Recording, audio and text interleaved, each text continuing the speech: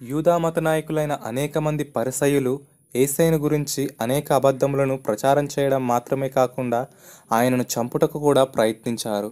యేసు దేవుని కుమారుడని వారు నమ్మలేదు. తనను దేవుని కుమారునిగా రుజువుపరుచుకొనుటకు యేసయ్య అనేక అద్భుతములు చేసినను వారు ఆయనను అంగీకరించలేదు. ఒకరోజు యేసయ్య గలిలయ సముద్రం అవతలకు దాటి వెళ్ళాడు. బహుశా తన చుట్టూ ఎల్లప్పుడూ ఉంటున్న ప్రజలకు దూరంగా పోయి ఏకాంతంగా గడపాలని అనుకొని ఉండవచ్చు. కానీ జనసమూహములు ఆయనను వెంబడించి యేసును కలుసుకున్నారు. ఆయన అనేక గొప్ప అద్భుతములను చేశాడని వారికి తెలుసు. ఆయనతోనే ఉండాలని వారు కోరుకున్నారు.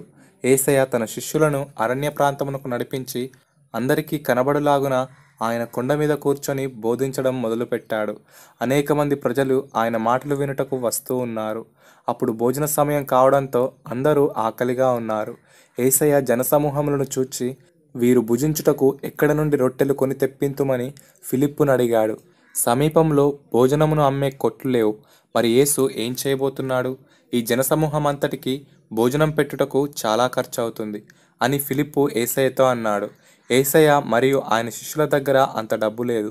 సీమోను పేతురు సహోదరుడైన మరి ఒక శిష్యుడు అంద్రెయ యేసుతో, ఇక్కడున్న ఒక చిన్నవాని యొద్ద 5 రొట్టెలు 2 చిన్న చేపలు ఉన్నవి, కానీ ఇవి ఎంతమందికి ఏమాత్రమును సరిపోవు అని చెప్పాడు. ఆ చిన్నవాడు ఇచ్చిన 5 రొట్టెలు 2 చేపలను చూసినప్పటికీ వాటితో అంతమందికి యేసు ఎలా ఆహారం పెట్టబోతున్నాడో అంద్రెయ చూడలేకపోయాడు. జనులను కూర్చుండబెట్టమని యేసయ్య తన శిష్యులకు ఆజ్ఞాపించాడు. జనులందరూ కూర్చున్నారు. వారు ఇంచుమించు స్త్రీలు పిల్లలు కాక 5,000 మంది పురుషులు. అటు తర్వాత యేసు ఆ రొట్టెలను చేపలను తీసుకొన్నాడు. యేసయ్య తనను ఎందుకు తన రొట్టెలను చేపలను ఇమ్మనడిగాడో, వాటితో ఆయన ఏం చేయబోతున్నాడో ఆ చిన్నవానికి తెలిసి ఉండకపోవచ్చు. కానీ ఆ పిల్లవాడు యేసయ్యను గట్టిగా నమ్మాడు. తన ఆహారాన్ని యేసయ్యకిచ్చాడు. యేసయ్య రొట్టెలు పట్టుకొని కృతజ్ఞతాస్తుతులు చెల్లించి వాటిని ఆశీర్వదించాడు. ప్రార్థన చేసిన తర్వాత ఆయన రొట్టెలను చేపలను అందరికీ పంచిపెట్టమని తన శిష్యులకు చెప్పాడు. ప్రతి ఒక్కరూ తృప్తిగా తినెను. రొట్టెలు మరియు చేపలు అయిపోలేదు. వారు యేసు చేసిన ఈ అద్భుతమును కల్లారా చూశారు. వారందరూ తృప్తిగా తినిన తర్వాత చాలా రొట్టెలు మరియు చేపలు మిగిలిపోయాయి. ఏమీ నష్టపడకుండా మిగిలిన ముక్కలు పోగు చేయమని యేసయ్య తన శిష్యులకు చెప్పాడు.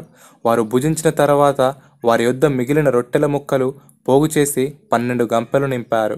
ఆ దినమున యేసు ఒక చిన్న పిల్లవాడు ఇచ్చిన 5 రొట్టెలు 2 చేపలతో 5,000 మందికి భోజనం పెట్టాడు. మరి ఒక సందర్భంలో 7 రొట్టెలు కొన్ని చేపలతో 4,000 మందికి ఆయన భోజనం పెట్టాడు.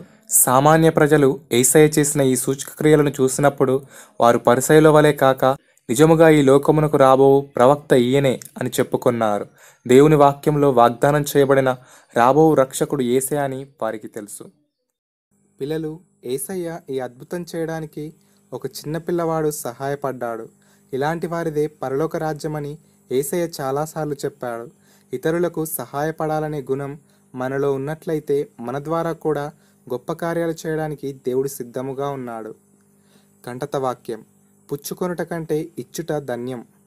అపోస్తలుల కార్యములు 20వ అధ్యాయం 35వ వచనం. పిల్లలు, మీకు ఒక ప్రశ్న. యేసయ్య దగ్గరికి చిన్నపిల్లవాడిని తీసుకొచ్చిన శిష్యుడు ఎవరు?